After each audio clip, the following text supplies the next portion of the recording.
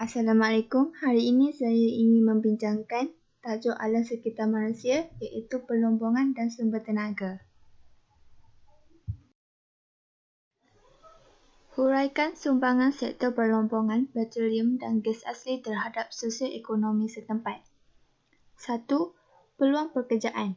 Sektor pelombongan menyediakan banyak peluang pekerjaan kepada penduduk disebabkan oleh operasi pengeluaran yang besar. Contohnya, sektor pelombongan menyediakan pelbagai jawatan untuk diisi oleh penduduk setempat seperti jawatan jurutera, juruteknik dan sebagainya. Kesannya, ini dapat mengurangkan kadar pengangguran dan taraf hidup penduduk meningkat. Yang kedua, kemajuan infrastruktur. Aktiviti pelombongan secara besar-besaran telah mendorong kerajaan untuk meningkatkan kemudahan infrastruktur dengan lengkap. Contohnya, kemudahan sistem pengangkutan telah dipertingkatkan untuk memudahkan aktiviti pelombongan dan juga penggunaan penduduk. Kesannya, kemudahan seperti pelabuhan dan jaringan pengangkutan lengkap.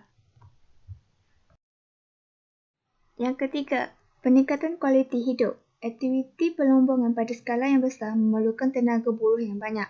Oleh itu, sektor pelombongan menyediakan banyak peluang pekerjaan untuk penduduk. Kesannya, pendapatan penduduk akan meningkat dan kadar pengangguran dapat dikurangkan. Yang keempat, pemindahan teknologi dan kebakaran. Aktiviti pelombongan pada skala yang besar telah menarik minat pelaburan syarikat asing. Contohnya, R&D, khususnya high-tech, sentiasa dijalankan oleh Petronas dalam mengesan dan mengeluarkan sumber serta teknik baru untuk menghasilkan teknologi baru. Kesannya, pelabur membawa masuk teknologi bersama pelaburan mereka. Soalan B. Huraikan kesan aktiviti pelombongan terhadap perkembangan industri hiliran di Malaysia.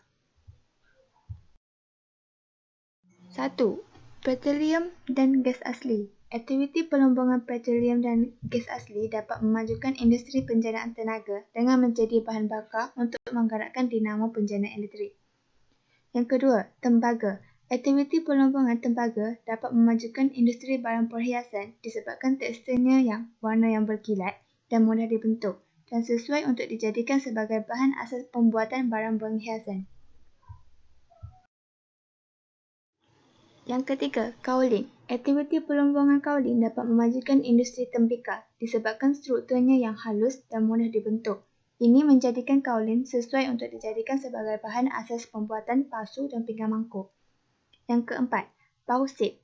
Aktiviti pelombongan bauksit dapat memajukan industri penyanduran tin. Ini disebabkan oleh sifatnya yang ringan dan tahan karat. Kesannya, bauksit menjadi bahan asas pembuatan tin untuk industri makanan dan minuman dalam tin.